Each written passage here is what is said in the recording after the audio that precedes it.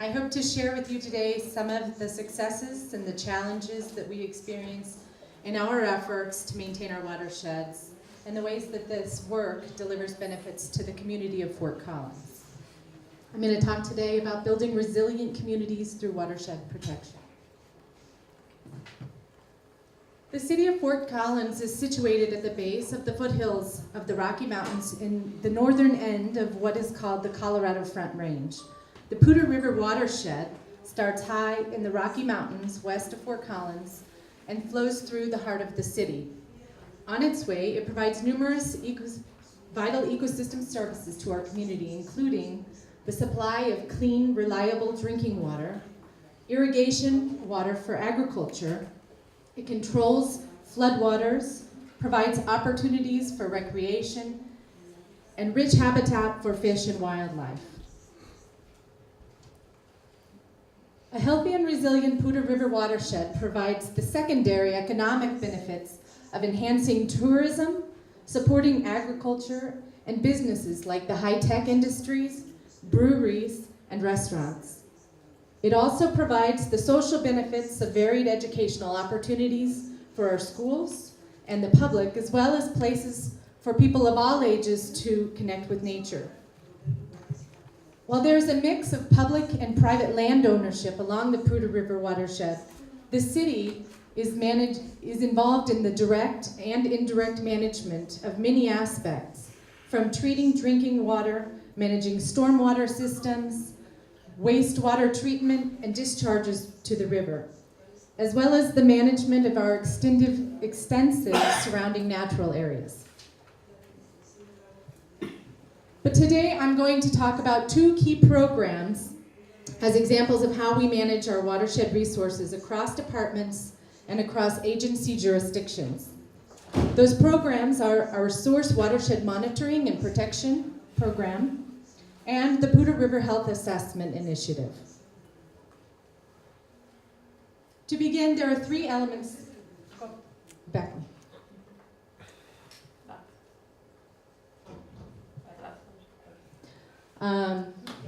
To begin, there are three elements that make up the Source Watershed Program. These include a proactive water quality monitoring program, efforts to eliminate sources of contamination, and third, the newest element, a partnership for forest management. So to provide some background, the city of Fort Collins and several other surrounding communities receive water from two large watersheds in the Rocky Mountains that together drain approximately 4,300 square kilometers of land area. As I mentioned earlier, these high elevation headwater basins include approximately 3,600 to 3,900 meters above sea level. They are situated at the 3,900 meters above sea level and are derived primarily from snowmelt. These drainages are largely forested with only small areas of urban development. The Colorado Big Thompson system, which is shown here in blue, combines water from two distinct watersheds by way of a trans-mountain diversion, which is a feature that moves water from one basin into the other through an underground pipeline. This system fills Horsetooth Reservoir, which is located just to the west of Fort Collins. The second watershed is the Cache la Poudre watershed, which is shown here in green. Fort Collins takes water directly from the river, which travels by pipeline to the water treatment facility located where you see the red star. On average, Fort Collins treats about 50% from each of these sources. However, the ratio changes day to day depending on the season and the water quality. For Fort Collins, our biggest challenge is that we do not own any of the land area that I showed you, which is instead under private ownership or protected areas. As such, both monitoring and protection requires a collaborative approach.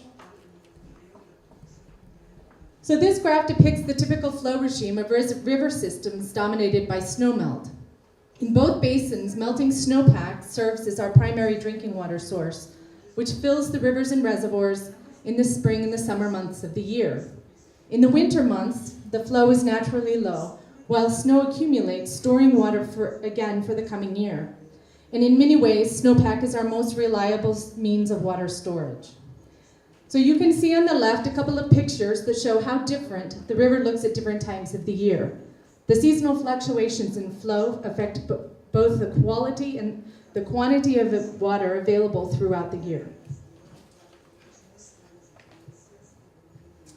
The city operates and/or supports 4 different water quality monitoring programs across those 4,300 square kilometers of land area that I showed in that earlier slide.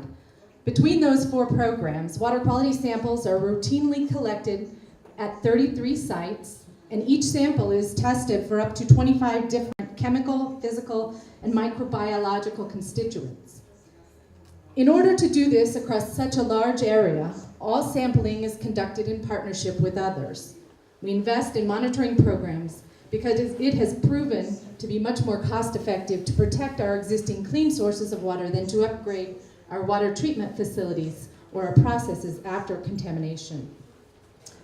All of our reports and our data we collect are made available to our public via our website, and we regularly report on both seasonal and long-term trends in water quality. We compare the quality to our water quality regulatory standards, as well as look for potential indicators of contamination. These monitoring programs allow us to better understand and articulate the impacts of events like wildfires or floods, as they can potentially drive up the cost of our utility services.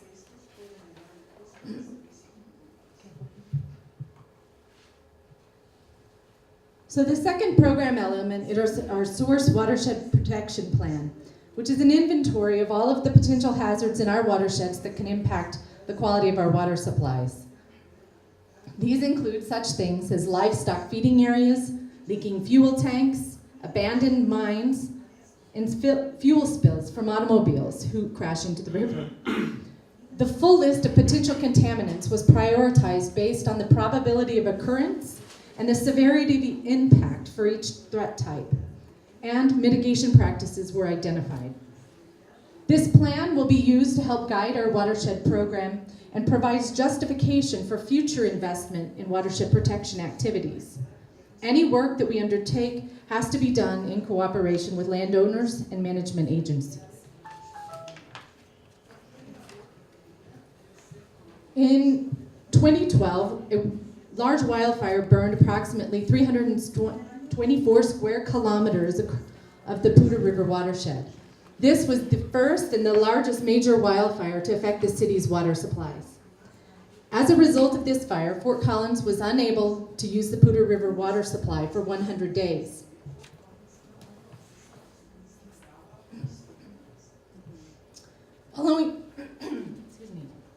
Following the fire, there were frequent landslides and debris flows that occurred within the burned area in response to rainstorms, even short, low-intensity storms. These events caused flash flooding and the deposition of materials into the river channel, which presented dangerous conditions for travelers, residents, and people who were recreating in the burn area. There were drastic changes in water quality, extensive damage to private property, as well as public infrastructure such as roads and bridges. During times when the water quality was impaired, Fort Collins was able to continue providing good water to our customers as a result of an agreement with our agricultural community.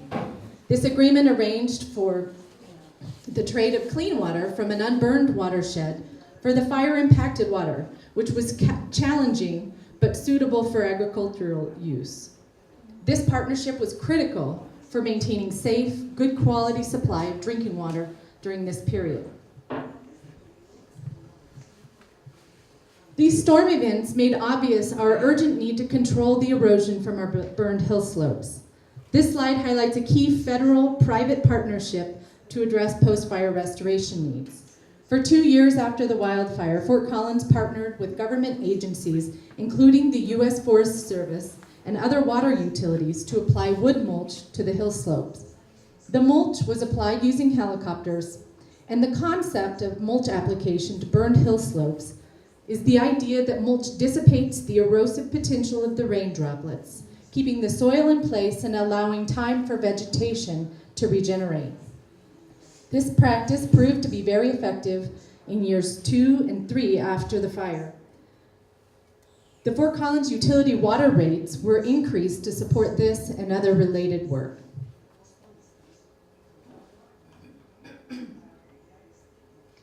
Additionally, after the 2012 wildfires, a community watershed coalition formed to help complete more restoration work in the areas that were damaged by the wildfires. The city, along with others, founded and continues to financially support this coalition as a means to protect our water supply. The coalition represents university, NGOs, utilities, landowners, and protected area managers. As of 2016, most of our post-fire restoration needs have been addressed, and the focus has shifted to mitigating risks from future wildfires. Just this summer, the coalition completed a watershed resiliency plan to guide future forest management activities. In this plan, 162 square kilometers were prioritized as high to moderately high risk areas. This prioritization allows us to target our highest risk areas with our limited financial resources. Cross-jurisdictional agreements are currently being formed to implement forest thinning projects that are designed to reduce size and intensity of wildfires and to bring the forest back into a more natural fire regime. Some of the many challenges of this work include the great expense of conducting these treatments, the slow pace of completing this work, and finding a cost-effective solution for removing the cut trees, which are not suitable for conventional timber harvest because of their small diameter.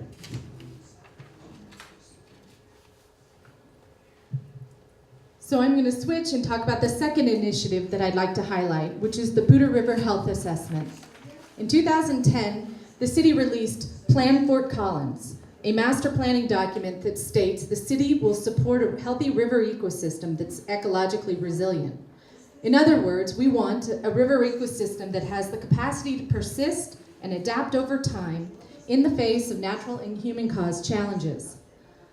Now, while the stated objective represents a bold commitment, as with many plans, the means to accomplish this goal had not been identified until 2012, when this project was undertaken as a joint initiative between the staff from the City Natural Areas Department and the water utilities. The goals of this program are first to provide clear science-based information about the condition of our Poudre River in order to sustain the ecosystem services that it provides. And secondly, to support decision-making and evaluation of management practices and our goals. The geographic scope of this assessment is broad. It extends from the headwaters high in the Rocky Mountains through the urban watershed in Fort Collins, which is situated on the plains. The assessment is focused on evaluating key ecological functions using a rapid assessment protocol, combined with data collection efforts.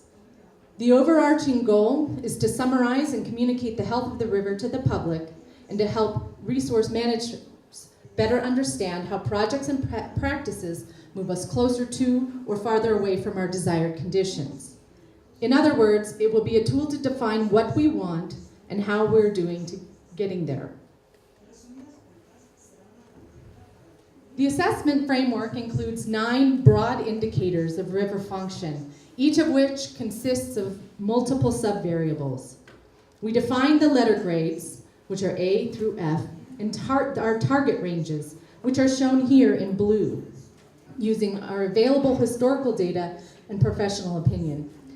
These grades will be aggregated to achieve an overall grade for a predetermined segments of the river. The first assessment is currently underway, which is shown as these red dots on the map. When we complete this project in December, we will publish both an internal report and a summary graphical report for the public. This is one type of the graphics that we will use to illustrate the current level of ecological function in the river. This level of assessment will be done every 3 years. One limitation of this approach is that letter grades do not convey the richness of the data and the information that goes into the assessment, and they may oversimplify at times. For management purposes, we hope this tool will provide us a basis to understand how practices and projects like floodplain debris management, or channel hardening, or water supply projects support or hinder the long-term condition of the river.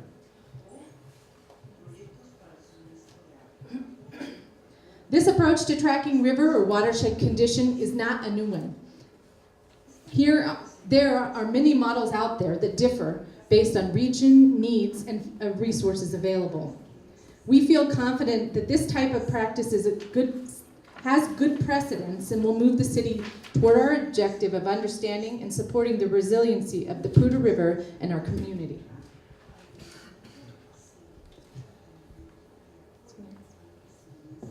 So in conclusion, I'd like to thank you again for your time. I've shared some helpful information about our efforts toward watershed and community resilience, and I'd be happy to take any questions at this time.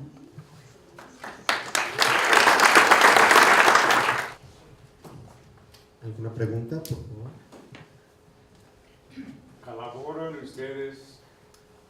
¿Colaboran ustedes con las ciudades río abajo? Do you cooperate with cities downstream on this monitoring?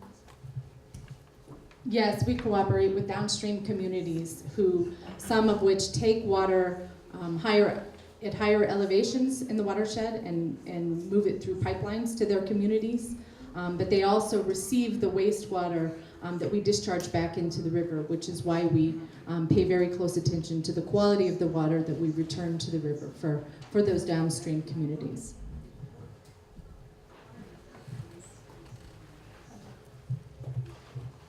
Sí. La cuenca de arriba, es decir, la parte arbolada, entiendo yo, ¿tiene algún beneficio con esta política de la conservación? ¿Cuál sería la parte boscosa que se señalaba? ¿Son propiedades? ¿Cuáles son los beneficios que ellos reciben, digamos, también con esta política de conservación desde arriba y abajo?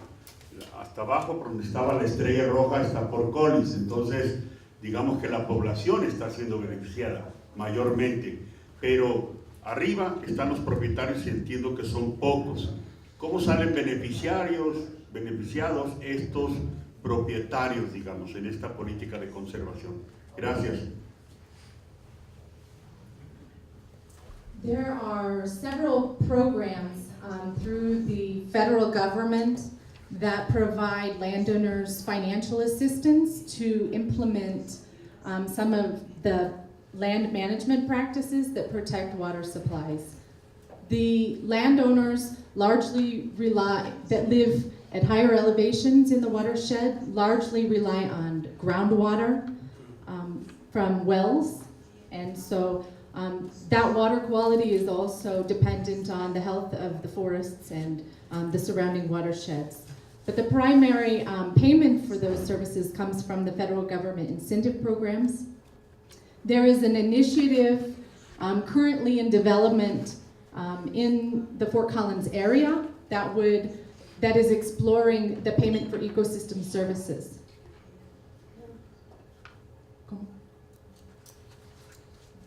No. Sí, del gobierno federal. Digamos, por hectárea o por acre? Most of the land is managed by the Forest Service and Park Service. How much incentive? The amount they receive is typically in a 25% to 75% ratio of the cost of the project. So 25% is the landowner responsibility and 75% comes from the federal government. Lo que entendí es que no les pagan directamente un pago por servicios ambiental, pero sí reciben incentivos del gobierno federal cuando quieren implementar algún proyecto de conservación, porque ellos también dependen de la condición del bosque para sus propias fuentes de agua. Entonces ellos están interesados en conservarlas porque dependen de esas fuentes de agua, pero aparte del 25 al 75% de lo que cuesta el proyecto que quieren implementar para conservar, lo reciben del gobierno federal. Sería como el pago de servicios ambientales. Sí, como pero en especie. No, en proyecto, para implementar algún proyecto. Y ellos dicen que están ahorita en construcción una iniciativa para hacer algún esquema, pero que está apenas en proyecto. Gracias. Gracias por las participaciones. Bueno, gracias por las participaciones. Tenemos un par más. Solo hacer el comentario, muy buena pregunta de Carlos Perola. Aquí tenemos una cuenca alta que la tenemos para allá al norte y está en comunidades indígenas, auxiles estatales en los altos. Están en el municipio de San Cristóbal. Entonces, para los locales, dejarlo muy claro, allá en esa zona, la principal parte alta de la cuenca, así como en la corona montañosa, ahí es donde se colecta el agua. Tenemos que pensar qué vamos a hacer en esas zonas y cómo podemos generar mecanismos para conservar los lugares donde se posee. Y específicamente con aquellos que fueron identificados en la ribera. Quisiera que ahondaras más en eso, por favor.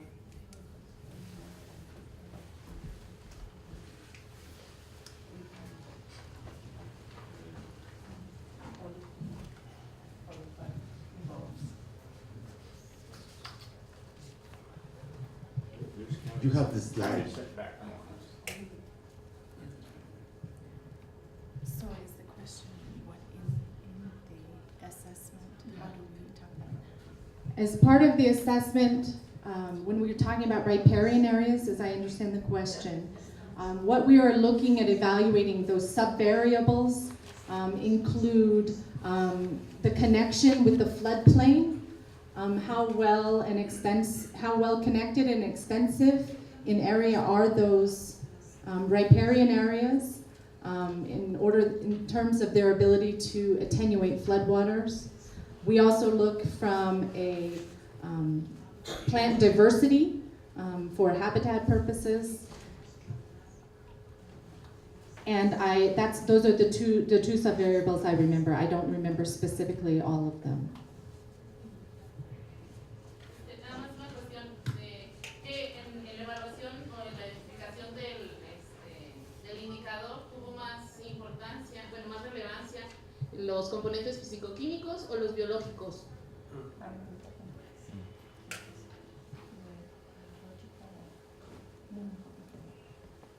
¿Más importantes para qué? Pues para definir cuáles Los indicadores. Los indicadores. In our watershed, probably the largest influence is probably biological. We are looking at things like Giardia, Cryptosporidium, which are microbiological constituents that have public health concerns if they're in the drinking water.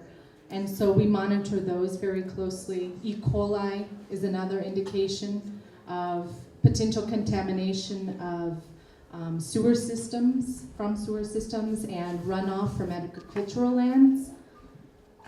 The chemical, because we don't have very much development in our watersheds, our chemical contaminants are less, and so while we monitor them, we don't see a lot in terms of chemical contamination.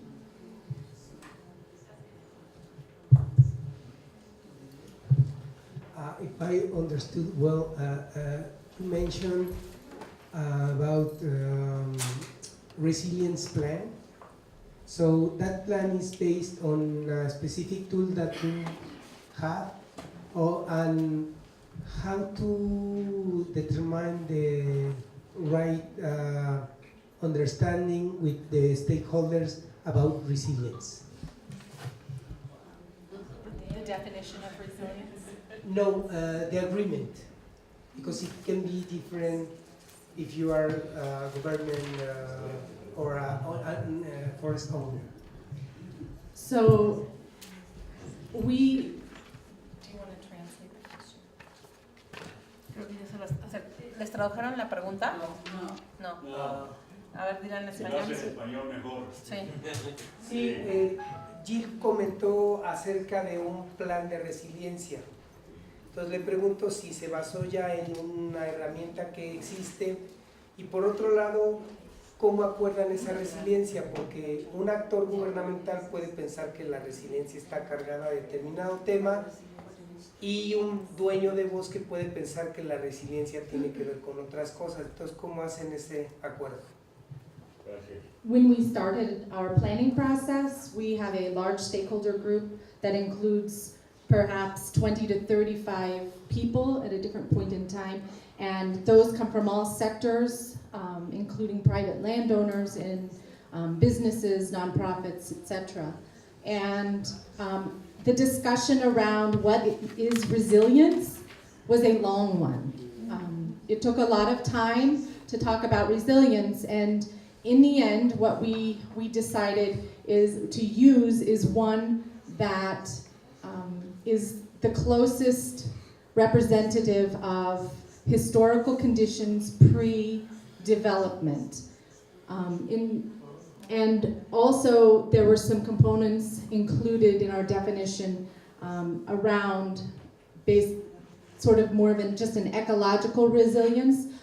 If this system is disturbed, we want it to return the function back to the system. So we're looking at ecological function for resilience as well. So in the model that we used in the plan, we talk about many different types of values. So we have values at risk. So we talk about agricultural lands, we talk about private property, we talk about water infrastructure, we talk about habitat for fish, wildlife, public health and safety from the flood standpoint, and many, many other values are listed and included in that report. So the way that it was constructed is it has identified areas of priority, and within each of those priority areas, we are looking at what are all the different types of values at risk from certain different types of events. Gracias. ¿Tradujiste? ¿Alguna pregunta más? Ok. Luis. Bueno, voy a hacer las preguntas rápidas en español and in English. In English, I have two questions.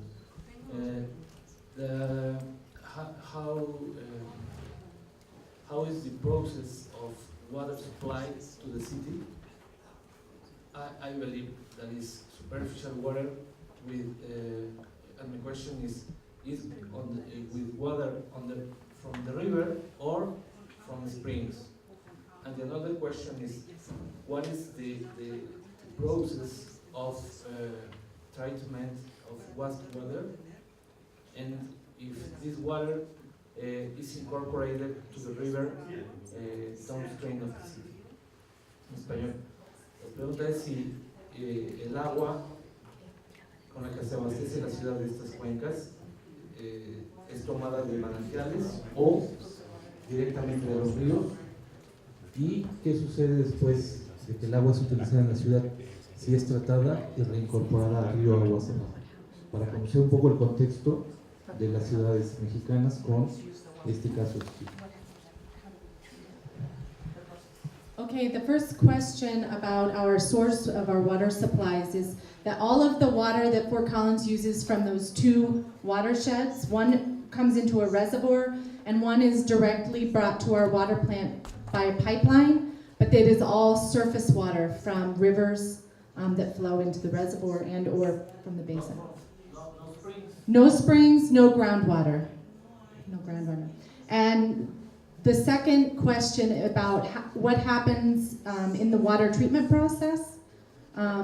So if we bring those two types of water, those two sources into our water treatment facility, we have what is called a conventional treatment, which includes coagulation with chemicals, alum, which is aluminum sulfate, and then we settle that out and we run it through filters, and we disinfect with chlorine gas, as well as we apply fluoride for dental purposes into the water supply before it is pushed out into the distribution system to our customers.